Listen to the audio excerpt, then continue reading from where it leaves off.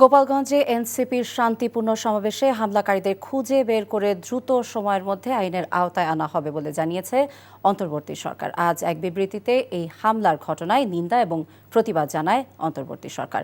এছাড়া গোপালগঞ্জে এনসিপির কর্মসূচিতে হামলার ঘটনায় তাৎক্ষণিক প্রতিক্রিয়া জানিয়েছে বিএনপি, জামাত সহ রাজনৈতিক দলের শীর্ষ নেতারা। দুপুরের পর এনসিপির পূর্ব ঘোষিত কর্মসূচিতে হামলা চালিয়েছে নিষিদ্ধ ঘোষিত সংগঠন ছাত্রলীগ এবং আওয়ামী লীগ।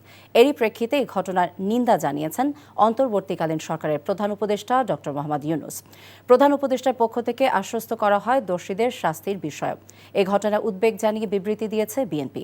বিবৃতিতে দলটির মহাসচিব মির্জা ফখরুল ইসলাম আলমগীর বলেন, ছাত্র জনতার আন্দোলনে আওয়ামী স্বৈরাচারী শাসক গোষ্ঠী পতনের পর দেশকে আবারও অস্থিতিশীল এবং নৈরাজ্য সৃষ্টি করার চেষ্টা করছে। এক ফেসবুক পোস্টে বাংলাদেশ জামায়াতে ইসলামীর আমির সকল প্রকার উচ্ছৃঙ্খলতা বর্জন করার আহ্বান জানিয়ে জানতে চেয়েছেন গোপালগঞ্জে কি হচ্ছে। নিন্দা ও প্রতিবাদ জানিয়েছেন জামায়াতের সেক্রেটারি জেনারেল মিয়া গোলাম পারওয়ার। গভীর উদ্বেগ এবং নিন্দা জানিয়েছে বাংলাদেশ ইসলামী ছাত্র শিবির। এ ঘটনার শাস্তি দাবি করেছে ইসলামী আন্দোলন বাংলাদেশ।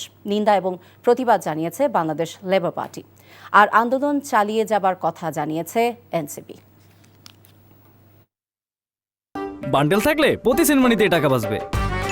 বিকাশ সেনমানি বান্ডেল কিনে জিতুন প্রতি লেনদেনে।